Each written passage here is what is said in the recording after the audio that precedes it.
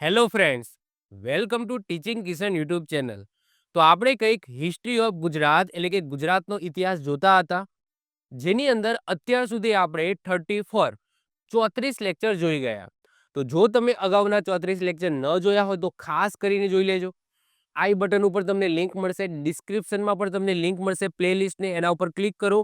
અગાઉના 34 લેક્ચર તમે જોઈ લેજો.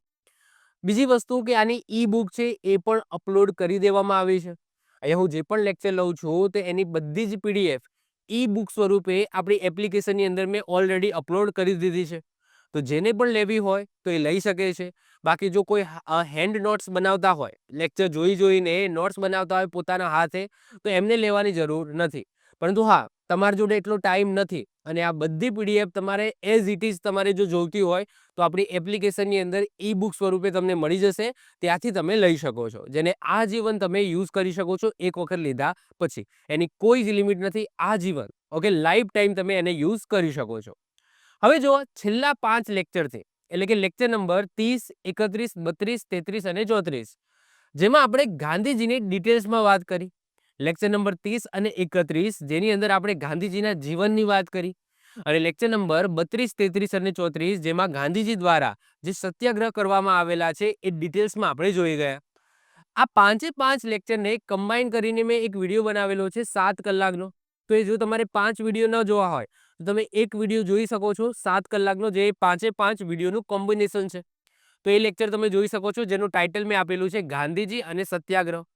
તો એ 7 કલાકનું લેક્ચર છે, તો એ પણ તમે જોઈ શકો છો. બાકી એ ના જોવું હોય તો પેલા 5 વિડીયો છે, લેક્ચર નંબર 30 થી લઈને 34, તમે એ જોઈ શકો છો. ઓકે, આ છે લેક્ચર નંબર 35, જેની અંદર આપણે વાત કરવાની છે પ્રજાકીય ચળવળોની. હવે જો ગાંધીજી દ્વારા તો સત્યાગ્રહ કરવામાં આવેલા છે, જે આપણા માટે મોસ્ટ આઈએમપી છે. જેમાં બારડોલી સત્યાગ્રહ થઈ ગયો, એમાં જો કે સરદાર વલ્લભભાઈ પટેલ છે એમનું પણ નેતૃત્વ હોય છે અમુક સત્યાગ્રહોની અંદર. પરંતુ અમુક મહત્વપૂર્ણ જે સત્યાગ્રહો કહી શકાય, જેમાં ખેડા સત્યાગ્રહ આવે છે. ગુજરાતના સત્યાગ્રહોની વાત કરું છું તો ખેડા સત્યાગ્રહ, બોરસદ સત્યાગ્રહ, બારડોલી સત્યાગ્રહ, પછી સવિનય કાનૂન ભંગ જે ચળવળ છે એના ભાગરૂપે દાંડી કૂચ, એના પછી તમે જોશો તો ધરાસણા સત્યાગ્રહ. તો એ બધી વસ્તુ આપણે ડિટેલ્સમાં જોઈ ગયા ઓલરેડી, જેમાં ગાંધીજી છે એ ડાયરેક્ટ એમનું ઇન્વોલ્વમેન્ટ હતું, અથવા તો ગાંધીજી નહીં તો સરદાર વલ્લભભાઈ પટેલ છે એમના નેતૃત્વ હેઠળ આ બધા સત્યાગ્રહો થયા હતા. હવે આજના લેક્ચરની અંદર આપણે એવા સત્યાગ્રહોની વાત કરીશું જેમાં ગાંધીજીનું ડાયરેક્ટ ઇન્વોલ્વમેન્ટ નહોતું. કદાચ અમુક એવા સત્યાગ્રહો છે જેમાં ઇનડાયરેક્ટલી ગાંધીજીએ સપોર્ટ કરેલો છે. ગાંધીજી આવ્યા નતા, પરંતુ ત્યાં જ રહીને ગાંધીજીએ સપોર્ટ કરેલો છે. અથવા તો એવા સત્યાગ્રહો છે જેમાં ગાંધીજીનું બિલકુલ ઇન્વોલ્વમેન્ટ નથી. અમુક ત્યાંના સ્થાનિક નેતાઓ દ્વારા, સ્થાનિક આગેવાનો દ્વારા ત્યાં ચળવળ ચલાવવામાં આવી હોય. તો એવા આપણે પ્રજાકીય ચળવળોની વાત કરીશું. હવે તમારા માઇન્ડની અંદર ક્વેશ્ચન થાય કે શું આ મહત્વપૂર્ણ છે? તો યસ, આમાંથી ક્વેશ્ચન બને છે. એટલે કે ટૂંકમાં આજના લેક્ચરની અંદર આપણે એ જ સત્યાગ્રહ, એ ચળવળોની વાત કરીશું જે સ્થાનિક લેવલે થયા છે, જે બહુ મોટા પાયે નથી થયા, સ્થાનિક લેવલે થયા છે. કેમ? કારણ કે ગાંધીજી છે એમનું ડાયરેક્ટ ઇન્વોલ્વમેન્ટ હતું નહીં. હવે સાહેબ ગાંધીજી બધી જગ્યાએ તો પહોંચી વળવાના નથી, તો ઓબ્વિયસલી ત્યાંના સ્થાનિક આગેવાન ઊભા થયા હશે અને ત્યાં એમને કંઈક ચળવળ ચલાવી હશે, ક્યાંક એમને સત્યાગ્રહ છે એ ચલાવ્યો હશે, જેમાં એમને સફળતા મળી હશે. અમુક એવા પણ સત્યાગ્રહ છે જે જોઈશું આપણે, જેમાં ગાંધીજી ઇનડાયરેક્ટલી આની અંદર ઇન્વોલ્વ હતા, તો એ પણ આપણે જોવાના છે. તો આમાંથી કેવા ટાઈપના ક્વેશ્ચન પૂછાય? તો આની અંદર એવા ટાઈપના ક્વેશ્ચન પૂછાય કે સૌથી પહેલા કોઈ સત્યાગ્રહનું નામ આપેલું છે, એ સત્યાગ્રહ ક્યાં થયો હતો? તમને નામ હશે, પરંતુ એ એકચ્યુઅલી ગામનું નામ હશે. હવે એ કયા જિલ્લાની અંદર, કયા તાલુકાની અંદર આવેલો છે એવું પૂછાઈ જાય. બીજું, એ સત્યાગ્રહના આગેવાન કોણ હતા એ પૂછાઈ જાય. અને એ સત્યાગ્રહ કેમ થયો હતો, એટલે કે એનું કારણ શું હતું એ પૂછાઈ જાય. તો એક્ઝામની અંદર તમને વિધાનવાળા જો ક્વેશ્ચન પૂછાય તો એની અંદર આ વસ્તુ તમને સારી રીતના બનાવીને મૂકી શકાય એવું છે. જેમ કે કારણ, એક્ઝામ્પલ તરીકે કોઈ તમને સત્યાગ્રહનું નામ આપેલો, જેમ કે આપણે 13 સત્યાગ્રહોની વાત કરીશું, એમાં સમજી લે કે ચબુતરા રાજકોટ સત્યાગ્રહની વાત થઈ રહી છે. તો સાહેબ આનું કારણ શું હતું? તમને લખેલું હોય ઉપર કે ભાઈ ચબુતરા રાજકોટ સત્યાગ્રહ કેમ થયો હતો, અને વિધાન છે એ 4 વિધાન આપેલા હોય, એમાં તમને અલગ અલગ કારણો આપેલા હોય કે ભાઈ ટેક્સના કારણે થયું હતું, કે આ રીતના સરકાર દ્વારા કર નાખવામાં આવ્યો તો એના કારણે થયું હતું, અથવા તો ખેડૂતો છે, ખેડૂતોનો કંઈક મહેસૂલ વધાર્યો હતો, મતલબ કે XYZ ઘણા બધા કારણો આપી દે, એમાંથી તમારે સાચું કારણ છે એ પસંદ કરવાનું હોય. તો ટૂંકમાંથી આ આપણે જે સત્યાગ્રહો જોઈશું તે સત્યાગ્રહ ક્યાં થયો હતો, એ સત્યાગ્રહના આગેવાન કોણ હતા અને એ સત્યાગ્રહ શેના કારણે થયો હતો, કોના કારણે થયો હતો, શું એનું કારણ હતું એ સત્યાગ્રહ થવાનો? તો એવા ક્વેશ્ચનો આમાંથી બની શકે. તો આપણે આજના લેક્ચરની અંદર 13 એવા મહત્વપૂર્ણ સ્થાનિક પ્રજાકીય અથવા તો પ્રજામંડળ ચળવળો આપણે વાત કરીશું, જેમાં સરદાર સત્યાગ્રહ છે, ખાખરેજી સત્યાગ્રહ છે. જેમ કે પૂછાય છે કે ભાઈ ખાખરેજી ક્યાં આવી, લખેલું છે ખાખરેજી સત્યાગ્રહ, પરંતુ આ ખાખરેજી ક્યાં આવી છે એ ખબર હોવી જોઈએ તમને, તે પૂછાય. પછી વઢવાણ, અખબારી, સ્વતંત્રની લડાઈ એ જોઈશું, મોરબી સત્યાગ્રહની વાત કરીશું, વડોદનો ગણવેશ સત્યાગ્રહની વાત કરીશું, ધ્રોળ સત્યાગ્રહની વાત કરીશું, ધ્રાંગધ્રાનો નાગરિક સ્વતંત્ર સત્યાગ્રહની આપણે વાત કરીશું, રાજકોટ કાપડ મિલ હડતાલ એની વાત કરીશું, 5 તલવાડાનો સત્યાગ્રહ થયો હતો એની વાત કરીશું, વડા જે આપણે વલભીપુર કહીએ છીએ એના સત્યાગ્રહની વાત કરીશું, માણસા સત્યાગ્રહની વાત કરીશું, મોટા ચારોડિયાનો સત્યાગ્રહની વાત કરીશું અને ચબુતરા રાજકોટ સત્યાગ્રહની વાત કરીશું, જેને ચબુતરા સત્યાગ્રહ પણ કહેવામાં આવે છે. તમને એવું પૂછાય છે કે ભાઈ ચબુતરા સત્યાગ્રહ ક્યાં થયો હતો, તો ખબર હોવી જોઈએ કે ભાઈ રાજકોટની અંદર થયો હતો. ક્લિયર છે? ચલો વન બાય વન એક એક કરીને આપણે જોવાના છે. સૌથી પહેલા આપણે વાત કરીએ સરદાર શિકાર વિરોધ સત્યાગ્રહ અથવા તો એને ટૂંકમાં કહીએ તો સરદાર સત્યાગ્રહ. ક્યારે થયો હતો? 1922 ની અંદર થયો હતો. સાહેબ શું હતું આ સરદાર સત્યાગ્રહ? સાહેબ તમને ખબર જ છે કે ભાઈ સૌરાષ્ટ્ર છે એ અલગ છે. ઓકે, આજે બધા મોસ્ટ ઓફ જે સત્યાગ્રહો છે બધા સૌરાષ્ટ્રની અંદર થયેલા છે. એ વખતે સૌરાષ્ટ્ર એ રજવાડું હતું. ઓકે, સૌરાષ્ટ્ર રજવાડું હતું અને જે આ દક્ષિણ ગુજરાત છે, દક્ષિણ ગુજરાત એ ક્યાં આવતું હતું? મુંબઈ ગવર્નરના હેઠળ આવતું હતું. હવે એક સમય એવું થાય છે કે ભાઈ મુંબઈના ગવર્નર છે એ ક્યાં આવે છે? મુંબઈના ગવર્નર આ એમનો ઇલાકો હતો, આ એમનો ઇલાકો હતો, પરંતુ એક વખત મુંબઈના ગવર્નર એ સૌરાષ્ટ્ર આવવાનું વિચારે છે.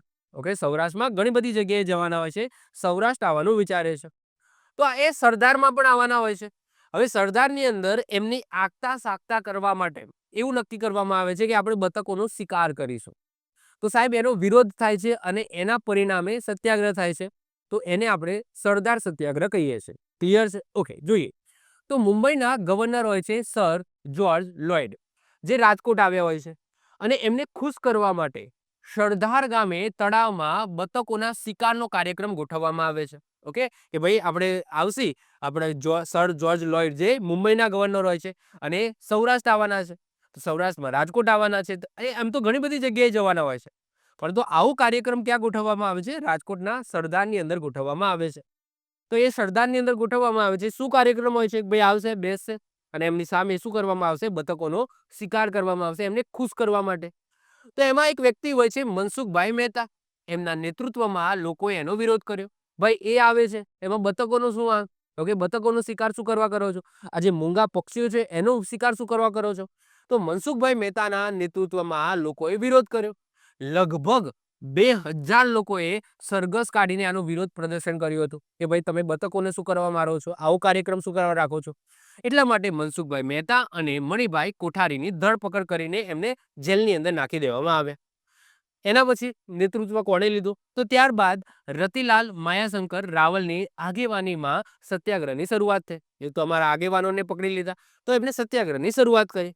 અંતે મુંબઈના ગવર્નર છે એમને સૌરાષ્ટ્રની આખા સૌરાષ્ટ્રની મુલાકાત છે એનો જે કાર્યક્રમ છે એ મોકૂફ રાખ્યો અને નેતાઓએ મુક્ત, જે આ નેતાઓ પકડી લીધા હતા જેલમાં, જે જેલમાં હતા એમને મુક્ત કરવામાં આવ્યા અને અંતે શું થયું? પ્રજાનો વિજય થયો. તો આટલી બાબતો આ રીતના ટૂંકમાં યાદ રાખવાની, ડિટેલ્સમાં વધારે જવાની જરૂર નથી આ પ્રજાકીય ચળવળોની અંદર. આટલું યાદ રાખી લો કે ભાઈ સરદાર સત્યાગ્રહ છે એ કેમ થયો હતો? સાહેબ બતકોનો જે શિકાર કરવાનો કાર્યક્રમ રાખ્યો હતો, મુંબઈના ગવર્નર આવ્યા હતા એટલા માટે, તો એના વિરોધમાં આ સત્યાગ્રહ થયો હતો. ક્લિયર? અને અંતે પ્રજાનો વિજય થાય છે અને જે કાર્યક્રમ હોય છે, જે ગવર્નર આવવાના હોય છે મુંબઈના ગવર્નર સૌરાષ્ટ્રની અંદર, તો એ કાર્યક્રમ મોકૂફ રાખવામાં આવે છે. ક્લિયર છે? આટલી વસ્તુ યાદ રાખજો અને આગેવાન યાદ રાખજો.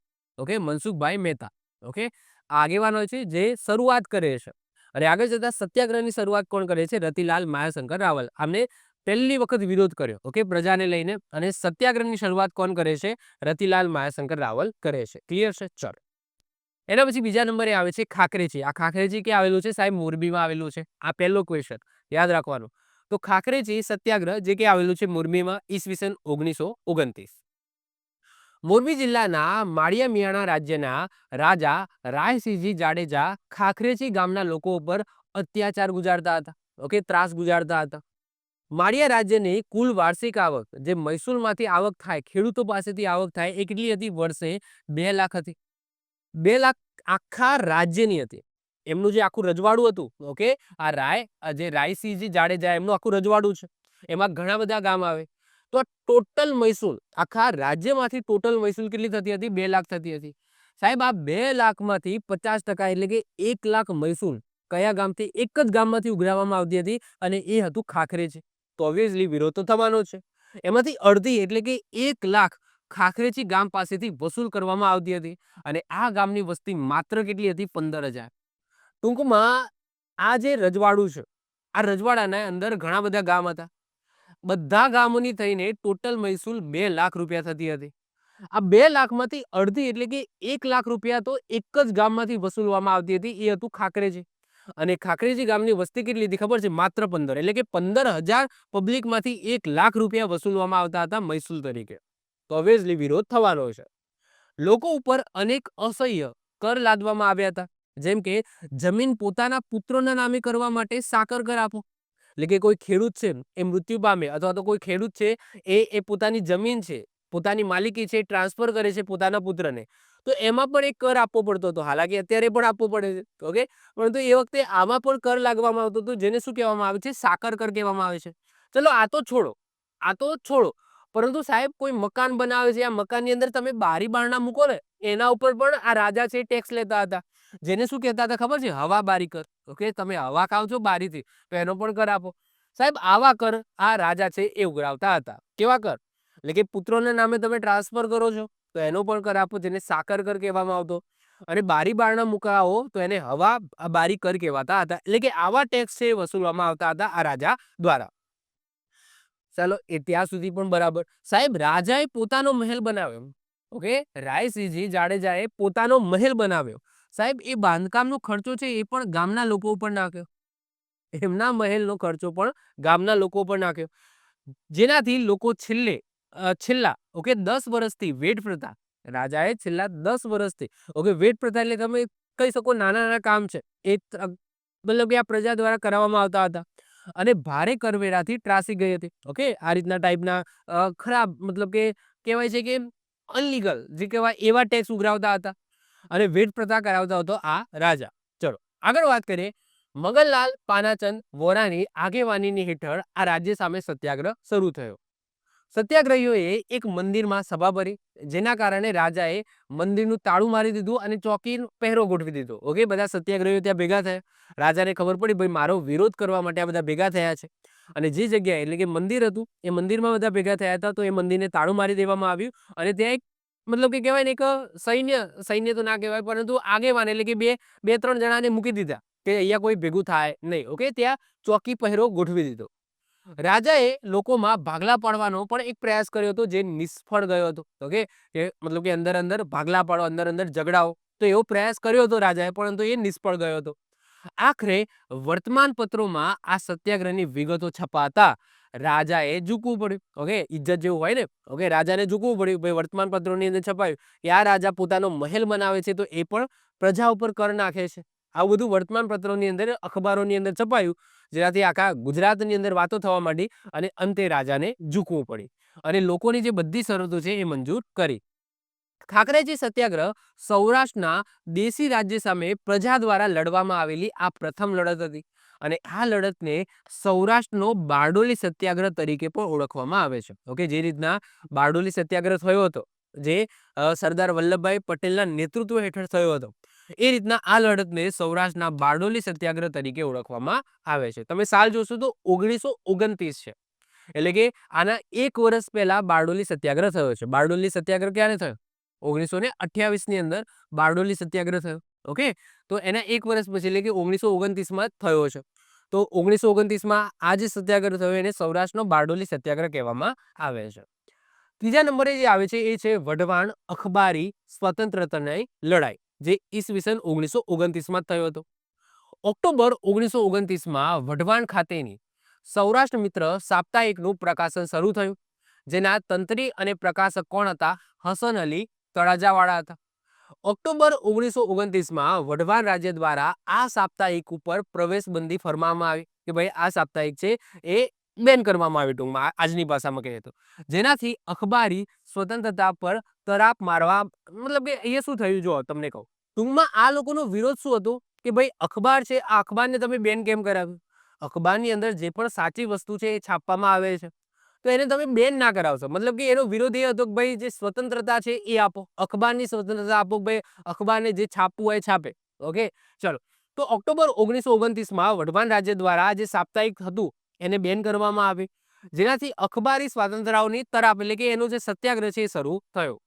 વઢવાણ રાજ્યના આ નિર્ણયના વિરોધમાં લોકોએ લડત ચલાવી. આ લડતની આગેવાની કોણે લીધી હતી? યાદ રાખજો, મણિલાલ કોઠારી અને ફૂલચંદ શાહે લીધી હતી. ઓકે, એ તમે ઇમેજ જોઈ શકો છો.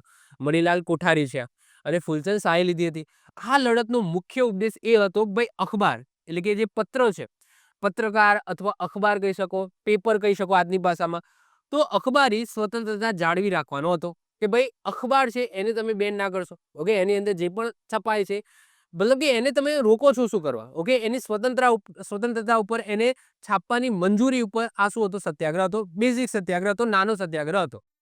તો વઢવાણની અંદર આ સત્યાગ્રહ થયો હતો ભાઈ પેપર છે એને તમે બેન કરશો નહીં. ઓકે, પેપરની અંદર જે છપાય છે સાચું છપાય છે અને ભાઈ પેપર છપાશે બધા જોડે પહોંચશે તો બધાને માહિતી મળશે. ઓકે, તો એ બેન ન કરવા પાછળનો આ સત્યાગ્રહ હતો જેમાં આગેવાની મણિલાલ કોઠારી અને ફૂલચંદ શાહે લીધી હતી. આગળ વાત કરીએ મોરબી સત્યાગ્રહ, એ ઈસવીસન 1931 ની અંદર થયો હતો. આ સત્યાગ્રહ સવિનય કાનૂન ભંગની લડત તમે જોઈ શકો છો. ઓકે, 1931 ની અંદર તમને ખબર છે સવિનય કાનૂન ભંગની ચળવળ છે ચાલતી હતી, જેના ભાગરૂપે દાંડી કૂચ થયો. ઓકે, ધરાસણા સત્યાગ્રહ થયો. તો આ સત્યાગ્રહ સવિનય કાનૂન ભંગની લડતનો એક ભાગ હતો, જેનો ઉદ્દેશ્ય વિદેશી કાપડનો બહિષ્કાર કરીને સ્વદેશી વસ્તુઓનો ઉપયોગને પ્રોત્સાહન આપવાનો હતો. તો ઉદ્દેશ્ય શું હતો ભાઈ? કે જે વિદેશી કાપડ છે એનો બહિષ્કાર કરવો અને જે સ્વદેશી વસ્તુઓ છે, જે ભારતની અંદર બનેલી વસ્તુઓ છે એને અપનાવવી. તો આ ઉદ્દેશ્ય હતો. તમને ખબર છે સવિનય કાનૂન ભંગ જે ચળવળ છે એની અંદર જે મુદ્દાઓ છે જે ગાંધીજી દ્વારા આપવામાં આવેલા હતા, લિસ્ટ આપવામાં આવ્યું હતું, એની અંદર આ મુદ્દો પણ હતો. આગેવાનોની વાત કરીએ તો સૌરાષ્ટ્રના આગેવાનો કોણ હતા? એક તો ભાઈ ફૂલચંદભાઈ શાહ હતા, તમે જોઈ શકો છો ફૂલચંદભાઈ શાહ હતા, અને બીજા હતા શિવાનંદજી, તમે જોઈ શકો છો આ છે સ્વામી શિવાનંદજી. આ ચળવળમાં મુખ્ય ભૂમિકા ભજવી હતી. ઓકે, ફૂલચંદભાઈ શાહ અને શિવાનંદજી દ્વારા. તેમને પરદેશી કાપડ એટલે કે વિદેશી કાપડની હોળી કરીને આંદોલન ચલાવ્યું હતું. ઓકે, જે પરદેશી વિદેશી કાપડ આવે છે એની હોળી કરી હતી એટલે કે એને સળગાવ્યા હતા. પ્રતિબંધની વાત કરીએ તો જ્યારે ફૂલચંદભાઈ શાહ અને શિવાનંદજી 31 માર્ચ 1931 ના રોજ મોરબી ગયા હતા, ત્યાં મોરબીના રાજા લખધીરસિંહજી ઠાકોર અને દિવાન પુરુષોત્તમદાસ ગોરડિયાએ એમની ધરપકડ કરી અને ધરપકડ કરીને એમને રાજ્યની હદ પાર મૂકી દીધા એટલે કે રાજ્યની બહાર કાઢી નાખ્યા. સત્યાગ્રહનો પ્રારંભ. આ ઘટનાના વિરોધમાં વૈદ્ય લક્ષ્મીશંકરે ઉપવાસ શરૂ કર્યા અને કાઠિયાવાડ સંગ્રામ સમિતિએ સત્યાગ્રહ ચલાવ્યો. ઓકે, ટૂંકમાં શું થયું તમને ખબર છે? સવિનય કાનૂન ભંગ ચળવળ છે શરૂ થઈ હતી, આખા દેશની અંદર શરૂ થઈ હતી, જેના ભાગરૂપે ફૂલચંદભાઈ શાહ અને શિવાનંદજી દ્વારા મોરબીની અંદર અને આજુબાજુના ક્ષેત્રોની અંદર જે વિદેશી કાપડ છે એની હોળી કરી. જ્યારે એ મોરબી ગયા ત્યારે મોરબીના રાજા અને મોરબીના દિવાન આ બંનેની ધરપકડ કરી અને એમને પોતાના રાજ્યના હદ પાર કરી દીધા એટલે કે પોતાના રાજ્યથી બહાર કાઢી નાખ્યા. કોણ હતા રાજા? રાજા લખધીરસિંહજી ઠાકોર હતા અને દિવાન હતા પુરુષોત્તમદાસ ગોળરિયા. આ બંનેને હદ પાર કરી દીધા એટલે કે ફૂલચંદભાઈ શાહ જે આગેવાન હતા, ફૂલચંદભાઈ શાહ અને શિવાનંદજી, એમને હદ પાર કરી દીધા. એના પછી વૈદ્ય લક્ષ્મીશંકરે શું કર્યા? ઉપવાસ કર્યા એમને છોડાવવા માટે કે ભાઈ છોડાવવા, ઇવન એમને હદપાર કેમ કર્યા એના વિરોધમાં. ઓકે, વૈદ્ય લક્ષ્મીશંકરે ઉપવાસ કર્યા અને સત્યાગ્રહની શરૂઆત થઈ આ રીતના. આગળ વાત કરીએ 15 એપ્રિલના રોજ સ્વદેશી માલ વેચવાની મંજૂરી આપવામાં આવી, પરંતુ રાજાએ કહી દીધું કે આ રીતના આંદોલનો થયા, સત્યાગ્રહની શરૂઆત થઈ, તો રાજાએ બીને કહી દીધું કે ભાઈ તમે સ્વદેશી માલ છે એ વેચવાની તમને મંજૂરી મળે છે. પરંતુ 21 જૂન 1931 ના રોજ ચંપકલાલ વોરાએ આયોજિત કરેલી જાહેર સભા પર રાજ્ય દ્વારા પ્રતિબંધ મૂકવામાં આવ્યો. એક તો એમને કહી દીધું કે ભાઈ હા તમે સ્વદેશી વસ્તુઓનો ઉપયોગ કરી શકો છો, પરંતુ જ્યારે એના ભાગરૂપે જો સભા ભરવામાં આવી, લોકોને જાગૃત કરવા માટે સભા ભરવામાં આવી, તો રાજ્ય દ્વારા એને બેન કરવામાં આવે એટલે કે પ્રતિબંધ મૂકવામાં આવે, ભાઈ ના તમે સભા યોજી શકો નહીં. એટલા માટે ફરીથી સત્યાગ્રહ શરૂ થયો. ઓકે, ફરીથી સત્યાગ્રહ શરૂ થયો. હવે જે આ ચંપકલાલ વોરા છે, આ ચંપકલાલ વોરાને શું કહેવામાં આવે છે ખબર છે? ફૂલચંદભાઈના હનુમાન કહેવામાં આવે છે. એટલે કે આ જે ફૂલચંદભાઈ જે એમની ધરપકડ કરવામાં આવી હતી એમના દ્વારા આ ચંપકલાલ વોરાને મોકલવામાં આવ્યા હતા કે ભાઈ તમે સભા ભરો અને સભા ભરીને લોક જાગૃતિ ફેલાવો. એટલા માટે આ ચંપકલાલ વોરાને ફૂલચંદભાઈના હનુમાન તરીકે બધાએ બિરુદ આવું આપ્યું હતું. આ પરિસ્થિતિની જાણ થતાં ગાંધીજીએ મહાદેવભાઈ દેસાઈને પણ મોરબી મોકલ્યા હતા અને રાજ્ય સાથે સમાધાન કરાવ્યું હતું અને પરિણામે આંદોલનનો અંત આવ્યો. એટલે કે ગાંધીજીનું ડાયરેક્ટ ઇન્વોલ્વમેન્ટ હતું ને, પરંતુ ગાંધીજી દ્વારા એમના રહસ્ય મંત્રી, ખાસ મંત્રી મહાદેવભાઈ દેસાઈને મોકલ્યા હતા મોરબી અને રાજ્ય સાથે એટલે કે રાજા સાથે અને પ્રજા સાથે બંને વચ્ચે સમાધાન કરાવવામાં આવે છે અને આ રીતના આ આંદોલનનો અંત આવે છે. ક્લિયર? તો આપણે યાદ રાખીશું. તો આ સત્યાગ્રહ પૂછાય એક્ઝામની અંદર કે ભાઈ મોરબી સત્યાગ્રહ છે એ કેમ થયું હતું? તો એ સવિનય કાનૂન ભંગ જે ચળવળ હતી એના ભાગરૂપે વિદેશી કાપડ છે આ વિદેશી કાપડ ન વાપરવો, સ્વદેશી કાપડ વાપરવું એની જાગૃતિ માટે હતું. એની જાગૃતિ ફેલાવવા માટે હતું. આગેવાનો કોણ હતા? ફૂલચંદભાઈ શાહ અને શિવાનંદજી હતા જેમની ધરપકડ કરવામાં આવે છે. વૈદ્ય લક્ષ્મીશંકર એના ધરપકડ થઈને રાજ્ય બહાર કાઢી નાખવામાં આવે એટલા માટે ઉપવાસ શરૂ કરે છે. હવે ચંપકલાલ વોરા છે સભા ભરવા જાય છે પરંતુ સભા ભરવાની ના પાડે છે. અંતે સત્યાગ્રહ ફરી શરૂ થાય છે. અંતે પછી ગાંધીજીને મહાદેવભાઈ દેસાઈને મોકલીને સમાધાન કરાવવું પડે છે. તો આવો કંઈક સત્યાગ્રહ મોરબી સત્યાગ્રહ 1931માં થયો હતો. આગળ વાત કરીએ વણોદનો ગણવેશ સત્યાગ્રહ જે 1 મે 1931ના રોજ થયો હતો. શું હતું સમજો. સુરેન્દ્રનગર જિલ્લાના દસાડા તાલુકામાં આવેલ વણોદ એક નાનકડું મુસ્લિમ રાજ્ય હતું જેના રાજવી કોણ હતા? હુસેન મોહમ્મદ ખાન હતા. કોણ હતા? હુસેન મોહમ્મદ ખાન. તો વાત કહીએ અહીંયા વડોદની. તો વડોદ છે ક્યાં આવેલું છે? તો પહેલા યાદ રાખજો વડોદ એ સુરેન્દ્રનગર જિલ્લાના દસાડા તાલુકાની અંદર આવેલું છે. આ વડોદ જે એક નાનું મુસ્લિમ રાજ્ય હતું જેના રાજા કોણ હતા? રાજવી કોણ હતા? હુસેન મોહમ્મદ ખાન હતા. સાહેબ વડોદના રાજવી હુસેન મોહમ્મદ ખાનના અન્યાયી અને તુમારખી ભર્યા વલણને કારણે આ સત્યાગ્રહ થયો હતો. હવે સાહેબ થાય છે એવું કે હુસેન મોહમ્મદ ખાન છે ને એ થોડા બ્રિટિશ સરકાર તરફ છે એમનો પ્રભાવ હતો. મતલબ કે બ્રિટિશ સરકાર છે એમને કહેવાય છે એમને ખુશ કરવા માંગતા હતા. તો એ ખુશ કરવા માટે એમને શું કર્યું? તો એમના દરબારની અંદર એક વ્યક્તિ હતા વિરચંદભાઈ ભીખાભાઈ શેઠ. આ નામના એક રાષ્ટ્રવાદી કાર્યકર જે બ્રિટિશરોના વિરુદ્ધ હોય ને એવા કાર્યકરને બ્રિટિશ સરકારને ખુશ કરવા માટે વડોદની હદ છોડીને જતું રહેવા કહ્યું અને એમની જે સંપત્તિ છે એ પણ જપ્ત કરી લીધી. હવે વિરચંદભાઈ ભીખાભાઈ શેઠ છે એ અંગ્રેજોને મળ્યા તો ભાઈ મારો શું ગુનો છે? વાત કરી તો વિરચંદભાઈએ બ્રિટિશ એજન્સીને ફરિયાદ કરી. બ્રિટિશ એજન્સીનો મતલબ થાય છે અહીંયા બ્રિટિશ સરકાર. તો એમને ફરિયાદ કરી અને એમની જે સંપત્તિ છે અને રાજ્યમાં પ્રવેશ છે એ પાછો મેળવે. એના કારણે આ રાજવી છે એટલે કે જે આ હુસેન મોહમ્મદ ખાન છે એ પોતાનું અપમાન ગણાવ્યું કે ભાઈ આ તો મારું ફરમાન છે, આ મારું ફરમાનને આ બ્રિટિશરો દ્વારા કઈ રીતના મતલબ એને પાછો ખેંચવામાં આવે એટલે કે અપમાન કરાવ્યું. હવે જો આ રાજા છે એ બ્રિટિશરો સામે કઈ ટકી શકવાનો નથી. નાનું એવું રજવાડું હતું, આ નાનો એવો રાજા હતો તો એનું કઈ બ્રિટિશરો સામે કઈ ચાલવાનું હતું નહીં. તો એનો જે પોતાનો ગુસ્સો છે એ કોના વિરુદ્ધ રાખ્યો? તો આજે વિરચંદભાઈ ભીખાભાઈ શેઠ છે એના વિરુદ્ધ રાખ્યો. તો વેરભાવ છે એ કોના વિરુદ્ધ રાખ્યો? તો વિરચંદભાઈ પ્રત્યે વેરભાવ રાખ્યો. પ્લોટ સમજ્યા? જો સમજાવો ફરીથી. એક નાનું એવું રજવાડું છે, એક મુસ્લિમ રજવાડું છે જેના રાજા છે હુસેન મોહમ્મદ ખાન. આ હુસેન મોહમ્મદ ખાન છે એ બ્રિટિશરોને ખુશ કરવા માંગતા હતા એટલે કે બ્રિટિશરો એમના ઉપર ખુશ થાય મતલબ કે સારા સંબંધો બની રહે એટલા માટે શું કરે છે એમના ક્ષેત્રની અંદર એટલે કે એમના એરિયાની અંદર આવતા હોય એવા ક્રાંતિકારી કાર્યકર જે બ્રિટિશરોના વિરુદ્ધ કામ કરતા હોય એવા વ્યક્તિ જે હોય છે વિરચંદભાઈ ભીખાભાઈ શેઠ એની શું કરે છે? પકડીને એમને હદ પાર મોકલી દે છે અને એમની સંપત્તિ છે એ જપ્ત કરી દે છે. સાહેબ આ વિરચંદભાઈ ભીખાભાઈ શેઠ છે એ બ્રિટિશરો પાસે જાય છે અને આ બધી જણાવે છે કે ભાઈ મારી હદ પાર કરવામાં આવી છે, મારી સંપત્તિ છે આ સંપત્તિ છે એ લઈ લેવામાં આવી છે, હું તો વિરોધ કરીશ. હું તો વિરોધ કરીશ. તો એના પછી બ્રિટિશરો એ રાજાને કહે છે કે ભાઈ આ વ્યક્તિને તમે સંપત્તિ પાછી આપી દો અને આ જે વ્યક્તિ છે એમને તમારા રાજ્યની અંદર પ્રવેશ આપો. હવે બ્રિટિશરો વિરુદ્ધ તો એ રાજા બોલી શકવાનો નથી અને બ્રિટિશરો છે રાજાને એવું લાગે કે ભાઈ આ તો મારું અપમાન થયું, મેં જે આદેશ આપ્યો હતો એનું ઉલ્લંઘન કરવામાં આવ્યું છે. તો બ્રિટિશરો સામે તો કંઈ બોલી શકવાના નથી. તો એમને જે વેરભાવ છે એ કોના પ્રત્યે રાખ્યો? તો આ વિરચંદભાઈ ભીખાભાઈ શેઠ છે એમના પ્રત્યે રાખ્યો. હવે થાય છે એવું કે એક દિવસ વિરચંદભાઈ બ્લુ ચડ્ડી અને સફેદ પહેરણ એટલે કે જે સેવાળ દળનો જે ગણવેશ હોય એ પહેરીને આવ્યા હતા, દરબારની અંદર આવ્યા હતા. પરંતુ એમને માથું છે એ ખુલ્લું રાખ્યું, એટલે કે જે ટોપી છે એ ટોપી પહેરી હતી નહીં. મતલબ કે સમજી લો કે ચડ્ડી પહેરી હતી, આ પહેર્યું હતું, પરંતુ જે ટોપી છે એ ટોપી પહેરી હતી નહીં. તો રાજવી છે, રાજવીને તક મળી ગઈ કે ભાઈ હવે આનું અપમાન આપણે કરીએ. તો રાજવીએ આને પોતાનું અપમાન ગણી વીરચંદભાઈને જેલમાં પૂરી દીધા, માર માર્યો. જોકે આ ગણવેશ માત્ર એક બહાનું હતું. આગળનો જે વેરભાવ હતો એ અહીંયા એમને કાઢ્યો હતો, અને સાચું કારણ તો રાજવીનો વેરભાવ હતો. ઓકે, એટલે શું થયું, એક વખત આ જે વીરચંદભાઈ છે એ બ્લુ ચડ્ડી, ઓકે, બ્લુ કલરની ચડ્ડી અને સફેદ ગણવેશ, જે એ વખતે સેવાદળનો ગણવેશ હતો એ પહેરીને આવ્યા. સાહેબ માથે ટોપી પહેરી નહીં. ઓકે, તો એ રાજાને તક મળી ગઈ પેલું જે આગળનો વેરભાવ છે એ કાઢવાની. તો એમને શું કર્યું, એને પોતાનું અપમાન કીધું કે ભાઈ તે મારું અપમાન કર્યું છે, માથું ખુલ્લું કેમ છે, એવું કહીને વીરચંદભાઈને જેલમાં પૂર્યા, માર માર્યો, અને મતલબ કે સાચું કારણ તો બધાને ખબર છે, આગળનો જે વેરભાવ છે એ કાઢ્યો હતો. આ ઘટનાની જાણ થતા સૌરાષ્ટ્રભરમાંથી સત્યાગ્રહીઓ વજુભાઈ શાહની આગેવાની હેઠળ વડોદરા આવ્યા.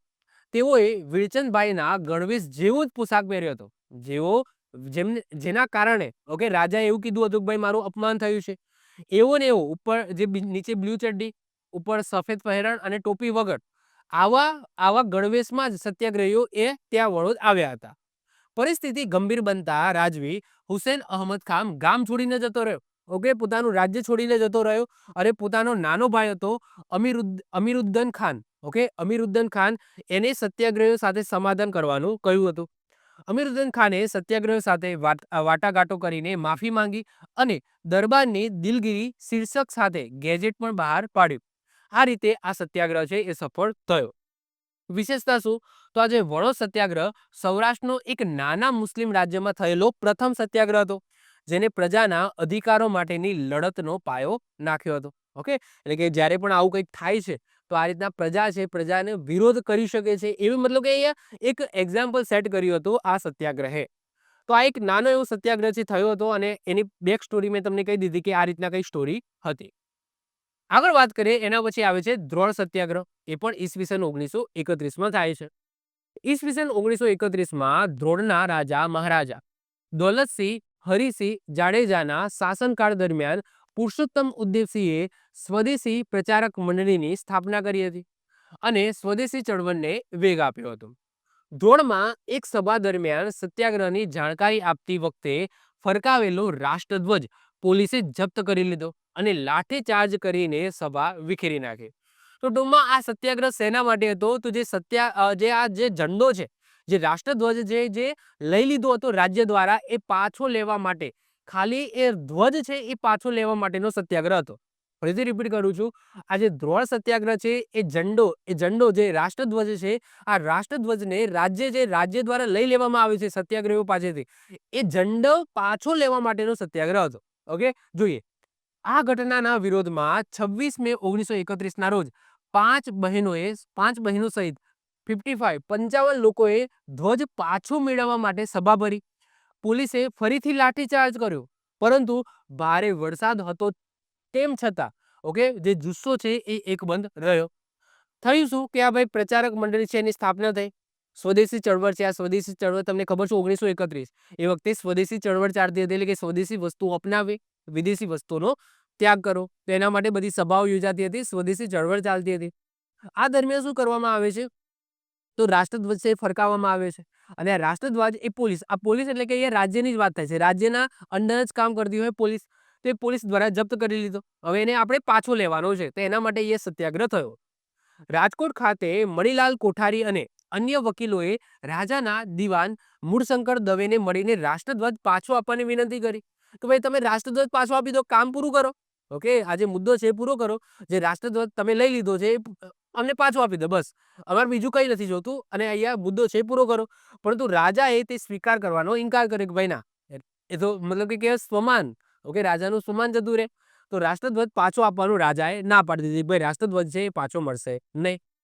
એટલા માટે આ ઘટનાની જાણ થતા ફૂલચંદભાઈ શાહ વઢવાણથી ધ્રોડ આવ્યા અને જાહેરમાં ભાષણ આપીને રાષ્ટ્રધ્વજનું અપમાન નહીં સહન કરવાની ચેતવણી આપી કે ભાઈ આ તો અમારા રાષ્ટ્રધ્વજનું અપમાન છે, તમે રાષ્ટ્રધ્વજ છીનવી લીધો છે, અમને પાછો આપો. ન કે આ અમે રાષ્ટ્રધ્વજનું તમે અપમાન કર્યું છે એવું અમે ગણીશું. આવા કહેવાય છે કે જાગૃતિ ભર્યા તમે કહી શકો, અથવા તો લોકોને પ્રેરવા, સત્યાગ્રહ કરવા માટે પ્રેરિત કરવા માટેના આવા ભાષણો કોને કર્યા હતા? આ ફૂલચંદભાઈ શાહે અહીંયા કર્યા હતા. તેમણે રાજાને બીજા દિવસ સુધીમાં ધ્વજ પરત કરવાનું કહ્યું કે ભાઈ તમે બીજા દિવસ સુધી, એટલે કે જે દિવસે સભા ભરી એના બીજા દિવસ સુધીમાં તમારે ધ્વજ છે એ અમને પાછો આપી દો, નહીં તો અમે સત્યાગ્રહ છે એ કરીશું. આવી ધમકી આપી દીધી આ ભાષણની અંદર. આ ઘટના બાદ સત્યાગ્રહીઓ પર વધુ લાઠીચાર્જ અને દમન ગુજારવામાં આવે, જેનો મુખ્ય સૂત્રધાર નાયબ દિવાન મહેન્દ્રરાય પારધી હતો. ઓકે, મુખ્ય સૂત્રધાર કોણ હતું? તો ભાઈ દિવાન મહેન્દ્રરાય પારધી. એના નેતૃત્વ હેઠળ આ રીતના લાઠીચાર્જ કરવામાં આવ્યો. પુરુષોત્તમ ઉદ્દેશીના ભત્રીજા ડાયાલાલને પણ જેલમાં પુરવામાં આવ્યા હતા. જે પુરુષોત્તમ ઉદ્દેશી છે આગળ આપણે જોઈ ગયા, એના ભત્રીજા ડાયાલાલને પણ જેલમાં પુરવામાં આવ્યા હતા. સત્યાગ્રહીઓના અડગ જુસ્સા સામે આખરે રાજાને ઝૂકવું પડ્યું અને ફાટી ગયો હતો. તો ફાટેલો રાષ્ટ્રધ્વજ પાછો આપવાની ફરજ પડી. ઓકે, તો આ રીતના સત્યાગ્રહ પૂરો થયો. તો આવો એક સત્યાગ્રહ થયો હતો, ધ્રોળ સત્યાગ્રહ. તો એક્ઝામની અંદર પૂછાય કે ભાઈ આ ધ્રોળ સત્યાગ્રહ છે, એનું બેકગ્રાઉન્ડ શું હતું, શેના કારણે થયો હતો? સાહેબ, ઝંડો પાછો મેળવવા માટે થયો હતો. આવું યાદ રાખજો. મેં તમને ફરીથી કહું છું, આ બધા સત્યાગ્રહોમાંથી આગેવાન કઈ જગ્યાએ થયો, ઓકે, કોઈ ગામનું નામ હોય તો એ કયા જિલ્લામાં આવે છે એ તમારે ખાસ યાદ રાખવાનું, અને એનું કારણ શું હતું. ઓકે, એ કારણ યાદ રાખવાનું છે કે ભાઈ આ જેમ કે અહીંયા આપણે જોયું કે ભાઈ પહેલા આપણે જોયું હતું, તો જેની અંદર શું હતું કે ભાઈ આપણે આગળ એક ટોપિક જોઈ ગયા કે જેની અંદર સરદાર, આ સરદારની અંદર શું હતું ભાઈ કે જે બતકો છે, બતકોને મારવાનો કાર્યક્રમ રાખ્યો હતો, એના વિરોધમાં થયો. એના પછી આપણે આની અંદર શું જોયું, દ્રોણ સત્યાગ્રહની અંદર ભાઈ જે ઝંડો છે લઈ લીધો હતો રાજ્ય દ્વારા, તો એ પાછો મેળવવા થયું. તો જે કારણે આ સત્યાગ્રહો થયા છે એનું કારણ તમારે ખાસ યાદ રાખવાનું થશે. એના પછી નેક્સ્ટ આવે છે રાજકોટ કાપડ મિલ હડતાલ 1937. રાજકોટ રાજ્યની માલિકીની કાપડ મિલ ઈસવીસન 1911માં સ્થપાઈ હતી. જો કે મજૂરોની હાલત અત્યંત ખરાબ હતી, જેમાં આ મિલની અંદર 12 થી 14 કલાક કામ કરાવવામાં આવતા હતા. ઓછી કમાણી, પૈસા છે ઓછા આપવામાં આવતા હતા. અને જે તબીબી, કારણ કે કામ થાય, મિલ મજૂર છે એ કામ કરતા હોય તો ત્યાં વાગવાની પણ બીક હોય, વાગી પણ જાય, તો ત્યાં કંઈક ના કંઈક નાનો મોટો હોસ્પિટલ છે એની પણ સુવિધા હોવી જોઈએ એ મિલ દ્વારા. તો જે તબીબી સુવિધાઓ છે એનો પણ અભાવ અહીંયા હતો. તો આના કારણે આના વિરુદ્ધમાં શું થાય છે, રાજકોટ કાપડ મિલ હડતાલ થાય છે. સ્ત્રીઓ અને બાળકોની સ્થિતિ વધુ દયનીય હતી અને કામ ન થતા માર પણ મારવામાં આવતો હતો. જો તમે કામ ન કરો તો માર પણ અહીંયા મારવામાં આવતો હતો. મજૂરોના અધિકારો માટે અવાજ ઉઠાવવા માટે રાજકોટ મિલ મજૂર મંડળની સ્થાપના કરવામાં આવી, જેના પ્રમુખ તરીકે ઉછંગરાય ઢેબર અને મંત્રી તરીકે કોણ હોય છે, જેઠાલાલ જોશી હતા. મુખ્ય માંગણીઓ શું હતી? ઓકે, આ ઉછંગરાય ઢેબર જે પ્રમુખ તરીકે રહ્યા, મંત્રી તરીકે રહ્યા જેઠાલાલ જોશી, સેના તો અહીંયા રાજકોટ મિલ મજૂર મંડળ છે બનાવવામાં આવી એના. આ રાજકોટ મિલ મજૂર મંડળની માંગણી 3 હતી. શું માંગણી હતી? તો કામના કલાકો ઘટાડીને 9 કલાક કરો. ઓકે, દિવસના 9 કલાક આ મિલની અંદર કામ કરવાનું. સાહેબ, 12 થી 14 કલાક એટલે હદ થઈ ગઈ. 16 વર્ષથી નાના વયના બાળકોને મજૂરીએ ન રાખવા. ઓકે, 16 વર્ષથી નાના બાળકોને કામ કરવા માટે રાખવા નહીં. અને મજૂરોને મૂળભૂત સુવિધાઓ તો મળવી જોઈએ, જે બેઝિક સુવિધાઓ છે, જેમ કે કોઈ તબીબી સુવિધા છે, કોઈ રહેવાની સુવિધા છે, કોઈ કદાચ દૂરથી કોઈ આવતું હોય તો, મતલબ કે જે બેઝિક સુવિધાઓ છે એ મળવી જોઈએ. એટલે કે આ 3 વસ્તુ છે એ કહેવામાં આવી, એ માંગણી હતી આ મિલો સામે. શરૂઆતમાં માંગણીનો સ્વીકાર કરવામાં આવી. શરૂઆતમાં કહી દીધું ભાઈ માંગણી છે એ તમારી પૂરી થશે, પરંતુ 22 ફેબ્રુઆરી 1937ના રોજ મજૂર મંડળને ગેરકાયદેસર જાહેર કરવામાં આવ્યું. આ જે મંડળ બનાવવામાં આવ્યું હતું રાજકોટ મિલ મજૂર મંડળ, એને ગેરકાયદેસર ઠરાવવામાં આવ્યું, જેના 14 આગેવાનોને છૂટા કરીને હદપાર કરવાનો આદેશ આપી દીધો. આ જે મંડળ બનાવવામાં આવ્યું હતું રાજકોટ મિલ મજૂર મંડળ, એના 14 વ્યક્તિઓને શું કરવામાં આવ્યું, તો 14 વ્યક્તિઓને હદપાર કરવામાં આવી દીધા અને એમને છૂટા કરી દેવામાં આવ્યા. મંડળે આ દમનનો વિરોધ કરવા માટે પત્રિકાઓ છાપી અને ચળવળ વધુ તેજ બનાવી. આખરે 10 માર્ચ 1937ના રોજ મેનેજર તલકશી દોશી અને મજૂર મંડળ વચ્ચે શું થયું, સમાધાન થયું. ઉચમરાય ઢેબરની આગેવાની હેઠળ આ મિલ મજૂર આંદોલનનો જે ભવ્ય છે મતલબ કે વિજય થયો હતો. તો આગેવાન કોણ હતા? તો ઉછમરાય ઢેબર હતા. એટલું ખાલી આપણે યાદ રાખીશું. આ હડતાલને સૌરાષ્ટ્રના મજૂર આંદોલનના ઇતિહાસમાં એક સીમાચિહ્નરૂપ ઘટના ગણવામાં આવે છે. ઝવેરચંદ મેઘાણીએ આ અહિંસક સફળતાને શું કીધું છે? પ્રજાની ઠંડી તાકાતનો વિજય કીધો છે. જો આ બધી વસ્તુ લખેલી જ છે. આ બેઝિક વસ્તુ છે. જ્યારે હું તમને આની પીપીટી આપીશ, પીડીએફ આપીશ, તો તમે શાંતિથી વાંચી લેજો. બાકી આમાં કંઈ સમજાવવાનું નથી. બહુ બેઝિક વસ્તુઓ છે આની અંદર. ઓકે, ચલો આગળ વાત કરીએ. 5 તલવાડાનો સત્યાગ્રહ 1937-38 ની અંદર આ થયો હતો. ભાવનગર રાજ્યના લીલિયા મહાલના 5 તલવાડા ગામમાં છગનભાઈ મહેતા, અમૃતલાલ પારેખ અને માણેકલાલ પારેખ જેવા રાષ્ટ્રવાદી કાર્યકરોએ 1925 થી ગ્રામ સેવા કેન્દ્ર ચલાવી રહ્યા હતા. આ દરમિયાન ભાવનગર રાજ્યે ખેડૂતો પર કરવેરામાં અસહ્ય વધારો કર્યો. એટલે કે કરવેરા છે એમાં વધારો કર્યો. અસહ્ય એટલે કે સહન ના કરી શકે, ખેડૂતો સહન ના કરી શકે એવો, એટલે કે બહુ જ વધારો કર્યો હતો.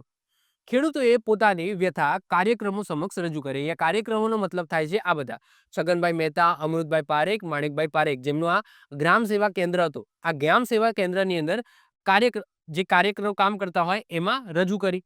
જેમને ખેડૂતોની આવકના આંકડા રજૂ કર્યા અને રાજ્યના કરવેરાની અન્યાય ગણાવ્યો. એટલે કે ખેડૂતોએ કીધું કે જો અમારે આ રીતના અમે ખેતી કરીએ છીએ, આટલું ઉત્પાદન થાય છે, અમે આટલી આવક થાય છે.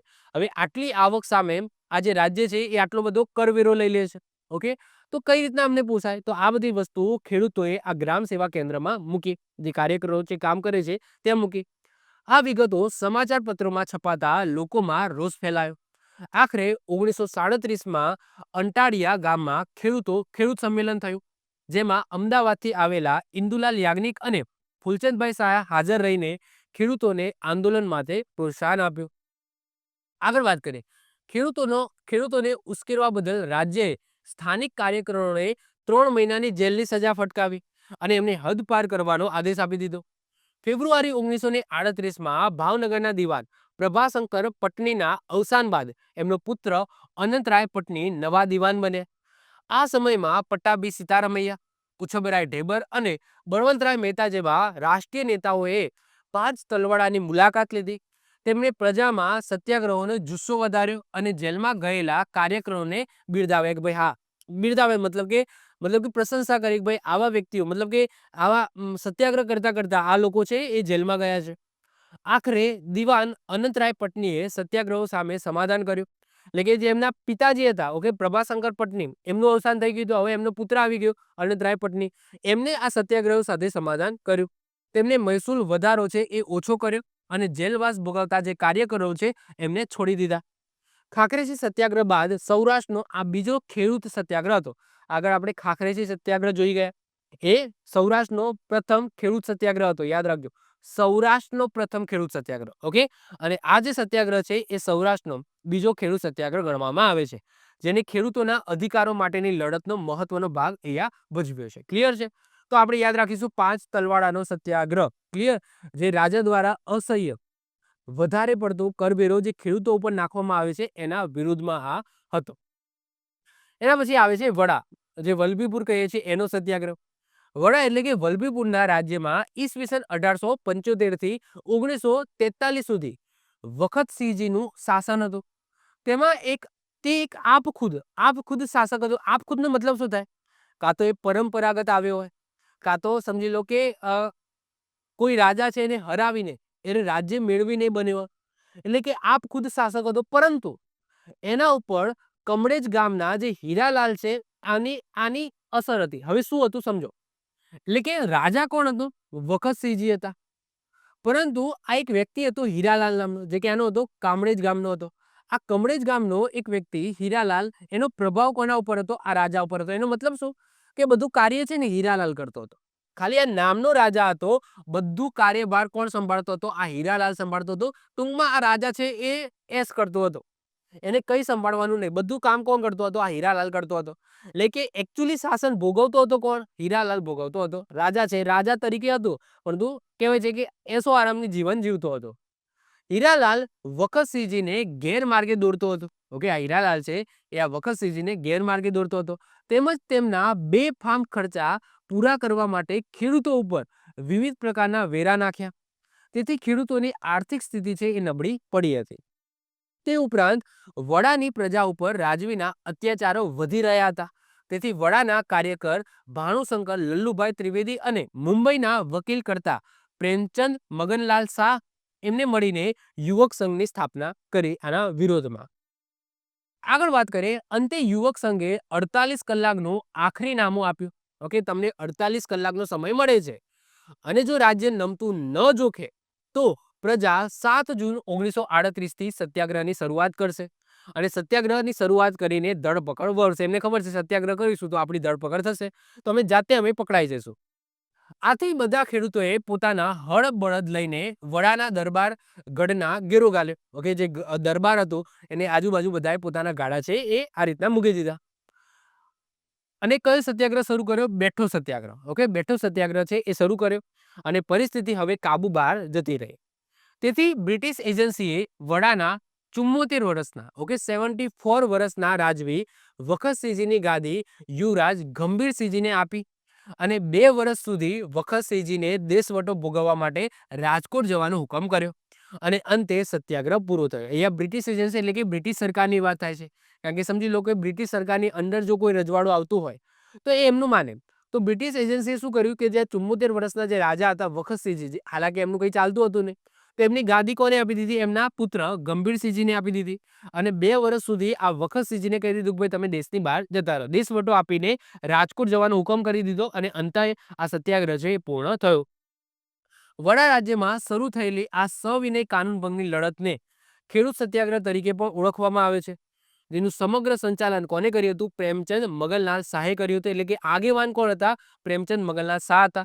અને આ ખેડૂત સત્યાગ્રહ સૌરાષ્ટ્રના ત્રીજા ખેડૂત સત્યાગ્રહ તરીકે ઓળખવામાં આવે છે. આગળ બે આપણે ઓલરેડી જોઈ ગયા. ખાખરેજી એ પહેલો હતો, એ ખાસ યાદ રાખજો. આ સૌરાષ્ટ્રનો ત્રીજો ખેડૂત સત્યાગ્રહ હતો. આગળ વાત કરીએ માણસા સત્યાગ્રહ ઈસવીસન 1938. માણસામાં દર 10 વર્ષે મહેસૂલની આવકની આકારણી થતી હતી. એટલે કે આકારણીનો મતલબ શું થાય કે દર વખતે આ જે ખેડૂતોની જે જગ્યા છે માપવામાં આવતી હતી અને કેટલો મહેસૂલ વધારી શકાય, ઓકે, એ નક્કી કરવામાં આવતો હતો. એટલે કે દર 10 વર્ષે જેમ કે આપણે દર 10 વર્ષે શું થાય છે? વસ્તી ગણતરી થાય છે, જેમાં ખબર પડે કે ભાઈ આટલી વસ્તી વધી. એ રીતના દર 10 વર્ષે શું કરવામાં આવે છે? મહેસૂલ છે, મહેસૂલ વધારવો કે નહીં, મહેસૂલ મતલબ કે વધતો જ હોય, ઘટે તો નહીં, કેટલો વધારો, તો એ બધું નક્કી કરવામાં આવતું હતું દર 10 વર્ષે, જેમાં 2 થી 2.5 ગણો વધારો થયો. સાહેબ, દર 10 વર્ષે મહેસૂલ વધારવાની વાત કરી તો દર 10 વર્ષે એક આંકણી બહાર પાડવામાં આવી, જેમાં 2 થી 2.5 ગણો મહેસૂલ છે વધારવામાં આવ્યો. આ વધારાના વિરોધમાં લોકોએ મહેસૂલ ન ભરવાનું નક્કી કરે, એટલે કે ભરવાનો ઇનકાર કર્યો. આ સમસ્યાના સમાધાન માટે રવિશંકર મહારાજે માણસાના દિવાન ગિરધરલાલ સાથે વાત કરી અને મહેસૂલનો વધારો પાછો ખેંચવાની વિનંતી કરી, પરંતુ દિવાને આ વાતનો સ્વીકાર કર્યો નહીં અને એના બદલામાં ખેડૂતોના પાક જપ્ત કરવાનું શરૂ કર્યું. આ ઘટનાની તપાસ સાદરાના પોલિટિકલ એજન્ટ, સાહેબ પોલિટિકલ એજન્ટ જ્યારે પણ આવો શબ્દ યુઝ કરો છો એટલે કે અહીંયા બ્રિટિશ સરકારની જ વાત થાય છે. બ્રિટિશ સરકાર દ્વારા કરવામાં આવી અને આ તપાસના પરિણામે મહેસૂલ વધારો બંધ રાખવાનો નિર્ણય કરવામાં આવ્યો અને માણસા મહેસાણાના ચાવડા, મતલબ કે એ ખાલી નોંધ કરીને છે કે પહેલા માણસા છે એ મહેસાણાના ચાવડા વંશના રાજપૂત રાજાઓના ત્રીજા વર્ગનું રાજ્ય હતું. એટલે કે આ નોંધ છે, આ સત્યાગ્રહથી કંઈ લેવા દેવા નથી, નોંધ કરીને અહીંયા લખેલું છે. ક્લિયર? તો આ એક નાનો એવો સત્યાગ્રહ હતો જે કહી શકાય, જેની આગેવાની કોને લીધી હતી? રવિશંકર મહારાજ દ્વારા લેવામાં આવી હતી. જો આ બધી વસ્તુ છે ને, આમાંથી બહુ બેઝિક કદાચ પૂછાય તો પૂછાય, એકાદ માર્કનો ક્વેશ્ચન પૂછાઈ શકે, તો એટલા માટે હું થોડું સ્પીડમાં જાઉં છું. તમને લાગતું પણ હશે સાહેબ બહુ સ્પીડમાં જાય છે, પરંતુ આમાંથી જો આ ચલાવવું નહીં ને તો ઘણા બધા લોકો નીચે કોમેન્ટ કરે કે સરે આ ચલાવ્યું નહીં, સરે આ ચલાવ્યું નહીં, સરે આ ચલાવ્યું નહીં. ઓકે, એના કરતાં ચલાવી દો. પરંતુ આ એવી વસ્તુ છે કે તમારે સેલ્ફ સ્ટડી કરવાની છે. આમાં બહુ કંઈ ખાસ સમજાવવાનું ના આવે. ઓકે, કોઈ સત્યાગ્રહ, નાનો એવો સત્યાગ્રહ થયો હોય, એનું પર્ટિક્યુલર કારણ હોય, કોઈ એક આગેવાન હોય જેના દ્વારા આ સત્યાગ્રહ કરવામાં આવ્યો અને સત્યાગ્રહનું સમાધાન થાય, આટલી વસ્તુ હોય આની અંદર. ક્લિયર? ચલો, એટલા માટે હું થોડું સ્પીડમાં જાઉં છું. ઓકે, નેક્સ્ટ આવે છે મોટા ચારોડિયાનો સત્યાગ્રહ ઈસવીસન 1938. પાલીતાણા રાજ્ય, આ તમને પૂછાય ભાઈ આ મોટા ચારોડિયા છે કે આવેલું છે? ભાવનગરના પાલીતાણાની અંદર આવે. તો પાલીતાણા રાજ્યમાં મોટા ચારોડિયા ગામમાં ખેડૂત ઉપર ભારે કરવેરાનું ભારણ હતું. 1937-38ના દુષ્કાળ દરમિયાન પાક બગડ્યો, તેમ છતાં રાજ્યના અધિકારીઓએ 81% પાકનું ઉત્પાદનનું તારણ કાઢીને સંપૂર્ણ મહેસૂલ ભરવાનું ફરમાન કર્યું. આથી ખેડૂતોએ ના કરની લડત છે શરૂ કરી. ઓકે, હવે સાહેબ દુષ્કાળ પડ્યો હતો. આ દુષ્કાળના કારણે આ પાક છે બગડ્યો. સાહેબ રાજ્ય દ્વારા શું કરવામાં આવ્યું તો રિસર્ચ કરવામાં આવ્યું કે ભાઈ એકચ્યુઅલીમાં કેટલો પાક બગડ્યો છે. તો રાજ્યએ એમ કીધું કે ના ના ના 81% તો ઉત્પાદન થયું છે. દુષ્કાળના કારણે બધો પાક બગડ્યો નથી. ઓકે, 81% જે એકચ્યુઅલી ખોટું હતું. ઓકે, એમનું રિસર્ચ એ ખોટું હતું. એમનું જે કહેવામાં આવે છે કહેવાય ને કે ત્યાં મતલબ કે એક બધા લોકોને મોકલ્યા હતા કે તમે જોઈ આવો કે ભાઈ દુષ્કાળના કારણે એકચ્યુઅલી પાકનું ઉત્પાદન થયું છે કે નહીં. તો એ બધાએ આવ્યું અને ખોટો રિપોર્ટ આપ્યો. રિપોર્ટ ખોટો આપ્યો કે ભાઈ 81% પાકનું ઉત્પાદન થયું છે. એટલા માટે સરકારે એવું કીધું, સરકાર એટલે કે રાજ્યએ એવું કીધું કે આપણે ટોટલી સંપૂર્ણ મહેસૂલ ઉઘરાવીશું, જે એકચ્યુઅલી ખોટી હતી વસ્તુ. ઓકે, 81% પાકનું ઉત્પાદન થયું હતું નહીં રિયલમાં. આ લડતનો વિરોધ કરવા આગેવાનો જીવરાજ રાઘવજી ઝાલાવાડીએ અને સૌજી રાઘવજીને જેલમાં પૂરીને ત્રાસ આપવામાં આવે. ઓકે, જેમને વિરોધ કર્યો એવા આગેવાનો એટલે કે જીવરાજ રાઘવજી ઝાલાવાડીયા અને સૌજી રાઘવજીને જેલમાં પૂરીને ત્રાસ આપવા માંડે. પોલીસે શંભુશંકર ત્રિવેદી, વલ્લભભાઉ અને કાનજીભાઈને પણ માર મારીને ગામની બહાર કાઢી મૂક્યા. ખેડૂતોએ દરબારગઢ સામે બેસીને સત્યાગ્રહ પણ કર્યો. અંતે જેલમાં ઉપવાસ પર ઉતરેલા લોકોની તબિયત બગડતા પાલિતાણા રાજ્યએ વડા સત્યાગ્રહમાંથી બોધપાઠ લઈને ખેડૂતોનું સમાધાન કર્યું. એટલે કે જે લોકોને પૂરી દીધા હતા જેલમાં, તો ત્યાં જેલમાં એમને ઉપવાસ શરૂ કર્યો, ખાવાનું બંધ કરી દીધું. રાજ્યને એવું લાગ્યું જો આ બધા મરી જશે તો ઉગ્ર આંદોલન થશે અને ઉગ્ર આંદોલન થશે તો પછી અમારું ચાલશે નહીં. તો એમણે શું કર્યું ભાઈ, સમાધાન કરી દીધું. એટલે કે જે જેલમાં ઉપવાસ પર ઉતરેલા જે લોકો છે એમની તબિયત બગડી. ઓકે, ઉપવાસના કારણે તબિયત બગડી. અંતે રાજ્યને એવું થયું કે જે વડા સત્યાગ્રહમાં જેવું થયું હતું ને એવું થશે. તો અંતે શું કરવામાં આવે છે, ખેડૂતો સાથે સમાધાન કરી દેવામાં આવે છે. આગળ વાત કરીએ રાજકોટ સત્યાગ્રહ, જેને ચબુતરા સત્યાગ્રહ પણ કહેવામાં આવે છે. હવે કેમ કહેવામાં આવે છે ચબુતરા સત્યાગ્રહ?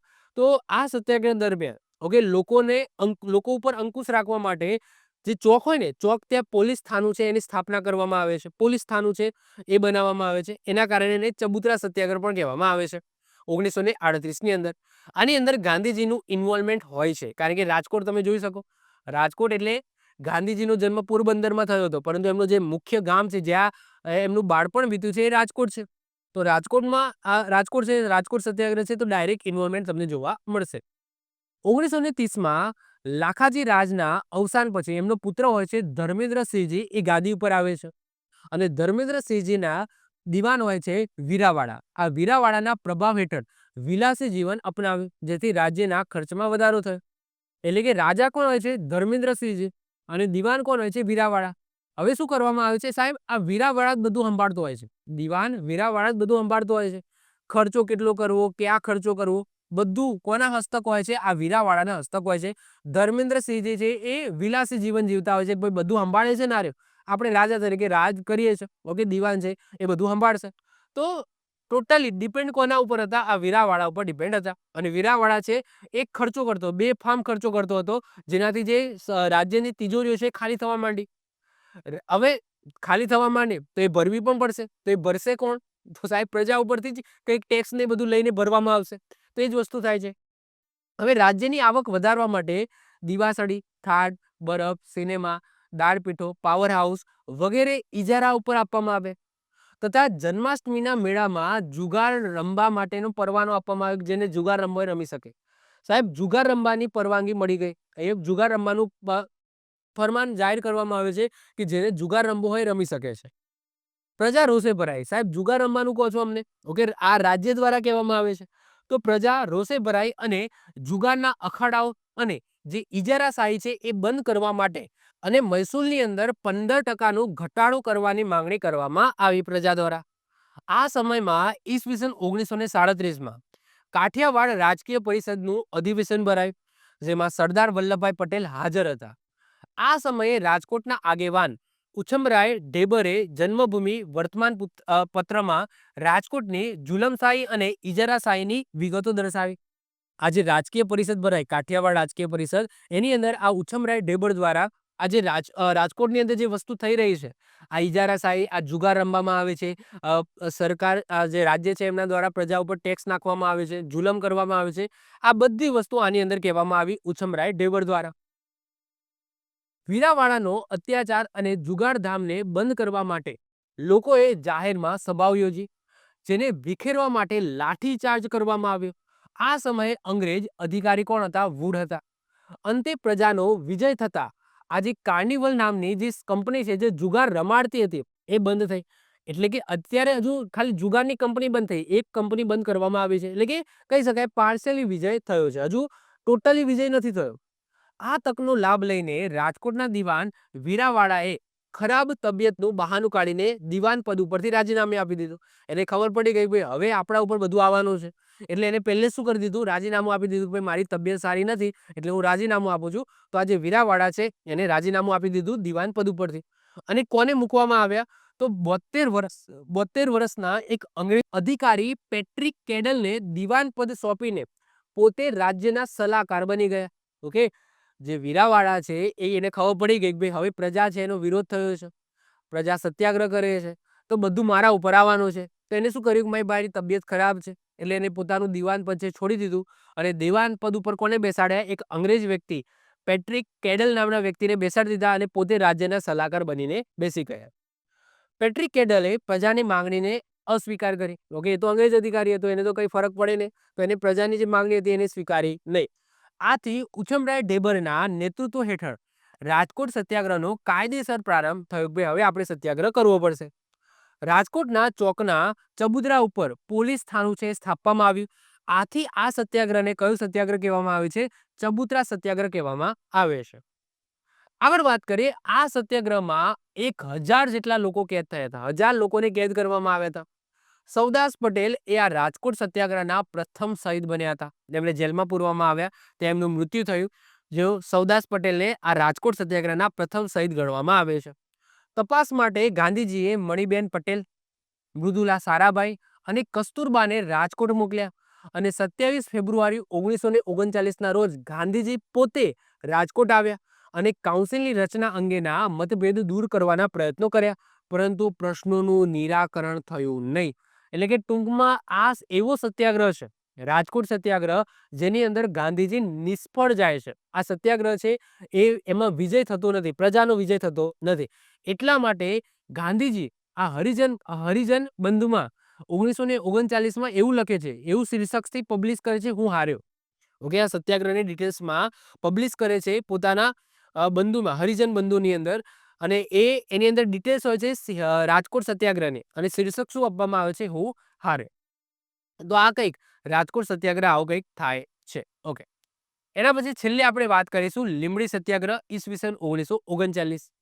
લીંબડી રાજ્યના રાજકુટુંબ દ્વારા રાજ્યની આવકમાં 50% પોતાના અંગત ખર્ચ માટે વાપરવામાં આવતો હતો.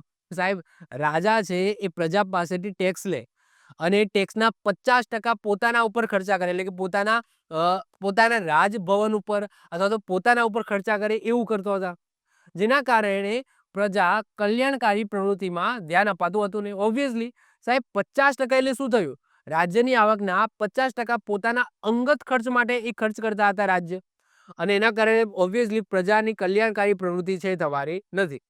આ પરિસ્થિતિના વિરોધમાં રસિકલાલ પરીખે જવાબદાર રાજતંત્રની સ્થાપવાની માંગણી કરી કે ભાઈ તમે જવાબદાર રાજતંત્ર સ્થાપો, આજે 50% તમે તમારા ઉપર વાપરો છો એ પ્રજા ઉપર વાપરો. ઓકે, અને અહીંયા પ્રજા માટે કંઈક કાર્ય કરો. ઠાકોર સાહેબ અને કારભારી ફતેહસિંહજીએ આ માંગણી સ્વીકારવાનો દેખાવ કર્યો કે ભાઈ હા તમારી માંગણી સાચી છે, ઓકે અમે સ્વીકારીએ છીએ, પરંતુ એમની પ્રવૃત્તિઓ લીંબડી પૂરતી સીમિત રાખવાનું એમણે જણાવ્યું કે ભાઈ તમારી જે પ્રવૃત્તિ છે તમે લીંબડી પૂરતી સીમિત રાખજો. લીંબડી રાજ્યની આ દમનકારી નીતિને જોતા પટ્ટાભી સીતારમૈયાએ કહ્યું છે કે લીંબડીના જુલ્મો તો જલિયાવાલા બાગના હત્યાકાંડ કરતા પણ વધી જાય એવા છે. આવું કોણે કીધું છે? પટ્ટાભી સીતારમૈયા દ્વારા કહેવામાં આવ્યું છે. આ સમયગાળા દરમિયાન લીંબડીના ઠાકોર અને તેમના પુત્રોનું અવસાન થયું અને એજન્સીએ રાજ્યનો વહીવટ પોતાના હાથમાં લઈ લીધો, અને ઓબ્વિયસલી પછી તો સમાધાન થવાનું છે. એટલે કે જે રાજા રાજ કરતો હતો, જે પોતાના પ્રજામાંથી આવતી આવકમાંથી 50% પોતાના ઉપર ખર્ચા કરતો હતો, એ રાજાનું અવસાન થઈ જાય છે. અને એનો હવે કોઈ વંશજ ખાસ છે નહીં. એટલે કે એમના પુત્રનું પણ અવસાન થઈ જાય છે, રાજાનું પણ અવસાન થઈ જાય છે. એટલે કે હવે કોઈ વ્યક્તિ બચ્યો નથી આ રાજપાટ ચલાવવા માટે. તો હવે બ્રિટિશ સરકાર છે, એ એજન્સી જ્યારે પણ શબ્દ આવે છે એટલે કે બ્રિટિશ સરકાર એ રાજ્યનો વહીવટ પોતાના હાથમાં લઈ લે છે અને પ્રજામંડળ સાથે સમાધાન કરી દે છે ઓબ્વિયસલી, અને સત્યાગ્રહનો અંત આવી જાય છે. લીંબડી એ કપાસનું મોટું કેન્દ્ર હોવાથી સત્યાગ્રહ દરમિયાન નેતાઓએ કપાસનો બહિષ્કાર કર્યો હતો. ઓકે, તો ટૂંકમાં આનો અંત કઈ રીતના આવે છે કે ભાઈ રાજા છે, રાજા જ રહેતો નથી, રાજાનું અવસાન થઈ જાય, પુત્રોનું પણ અવસાન થઈ જાય છે. હવે કોઈ વ્યક્તિ છે નહીં એ રાજ્યને આગળ વધારવા માટે. તો એ રાજ્ય કોણ લઈ લે છે? બ્રિટિશ સરકાર પોતાના અંદર લઈ લે છે. અને પછી બ્રિટિશ સરકાર હોય તો પછી તો બધું મેનેજમેન્ટ થવાનું છે. તો જે સત્યાગ્રહીઓ છે એમના સાથે બ્રિટિશ સરકાર સમાધાન કરાવી દે છે અને આ રીતના સત્યાગ્રહનો અંત આવી જાય છે. તો આજના લેક્ચરની અંદર આપણે પ્રજામંડળ સત્યાગ્રહો અથવા તો પ્રજાકીય ચળવળોની આપણે વાત કરી, જેની અંદર નાના નાના ચળવળો જે સૌરાષ્ટ્રની અંદર અલગ અલગ ભાગની અંદર થાય છે એ આપણે જોઈ ગયા. કારણ કે સૌરાષ્ટ્ર એ જ રજવાડું હતું. તમે જોશો કે આજના ગુજરાતની અંદર જે દક્ષિણ ગુજરાત છે એ આખું બધું ક્યાં આવતું હતું ખબર? બ્રિટિશરોના અંડર આવતું હતું. ખાલી આપણા ગુજરાતમાં સૌરાષ્ટ્ર જે કાઠિયાવાડ કહેવાય છે ત્યાં જ નાના નાના રજવાડાઓ ચાલતા હતા. તો એ રજવાડાઓના અંડર જે આગેવાનો દ્વારા ચળવળો ચલાવવામાં આવી છે એમના વિરુદ્ધો, રજવાડાઓ વિરુદ્ધ, તો એ આજના લેક્ચરની અંદર આપણે જોઈ ગયા. ક્લિયર? તો આઈ હોપ સો તમને લેક્ચર ગમ્યો હશે. બાકી આની અંદર બહુ ખાસ એટલું નથી, આમાંથી બહુ એટલું બધું પણ પૂછાતું નથી. ઓકે, પરંતુ ન ચલાવું તો તમને એમ થાય કે ભાઈ ચલાવી નહીં, એટલા માટે મેં ચલાવી દીધું. બાકી આની જે ઈ બુક છે આપી દઈશ, તો એની અંદર તમે બધી વસ્તુ જોઈ લેજો. ઓકે, આમાં તમારે અમુક બેઝિક વસ્તુ છે એ યાદ રાખવાની થશે. તો મળીશું નેક્સ્ટ લેક્ચરમાં. બાય, ઓલ ધ બેસ્ટ, જય હિન્દ, જય ભારત.